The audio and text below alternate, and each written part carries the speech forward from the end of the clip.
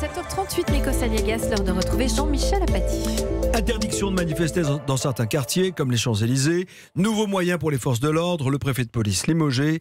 Le préfet de police de Paris. Emmanuel Macron est ferme. Il ne veut plus voir des scènes de violence comme celle de samedi dernier. Est-ce que ça peut marcher, Jean-Michel ? Il faut l'espérer pour les gilets jaunes, parce que cette violence ne sert évidemment pas leur cause. Il faut l'espérer pour l'intérêt général, parce qu'on ne peut pas vivre dans ce climat et tous les samedis avec des scènes de pillage qui dépassent l'entendement. Après, il faut analyser les mesures qu'a présentées hier le Premier ministre pour mesurer le risque qu'elles comportent et le piège dans lequel elles nous enferment. Le Premier ministre dit à Paris, à Bordeaux et à Toulouse, on ne pourra plus manifester, ce sera interdit dans des lieux symboliques comme les Champs-Élysées, la place Péberlan à Toulouse ou le Capitole à Bordeaux ou le Capitole à Toulouse. C'est une mesure de bon sens. On ne peut pas livrer chaque semaine les Champs-Élysées au pillage. Et en même temps, c'est une escalade. On commence à interdire des manifestations. Il y a quelques jours ou quelques semaines, on n'imaginait pas ça. Le gouvernement, les pouvoirs publics, les responsables politiques disaient le droit de manifester, c'est constitutionnel. On interdit des manifestations. Mais en fait, on va déplacer le problème. Parce que les manifestants qui ne pourront pas aller sur les Champs-Élysées, ils iront ailleurs et les violences se produiront ailleurs. Donc l'engrenage qui est mis en place, c'est l'interdiction totale des manifestations.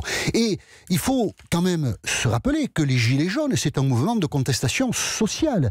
Interdire des manifestations qui portent des revendications sociales, c'est d'une certaine manière vouloir étouffer la douleur qu'on ne peut pas soulager. Et ça peut radicaliser en masse une partie de la population. Il y a là, dans l'esprit public, quelque chose qui peut relever de l'affrontement entre les Français. Je veux dire qu'il y a... Ce sont des éléments de guerre civile, en fait. Ça n'est pas la guerre civile parce qu'il faut la coagulation de nombreux éléments pour qu'on soit dans une guerre civile, mais ce sont des éléments épars de guerre civile. C'est extrêmement dangereux. Le piège, c'est ça. La mesure est de bon sens et la mesure est porteuse de choses horribles. C'est pareil pour l'engagement des forces de l'ordre. Le Premier ministre dit le contact sera plus direct. Bien sûr, on a bien vu que samedi aux Champs-Élysées, casseurs et pilleurs avaient été livrés à eux-mêmes. Mais qu'est-ce que ça veut dire le contact plus direct ? Le Premier ministre a eu cette phrase hier à Matignon, il faut quand même la citer précisément.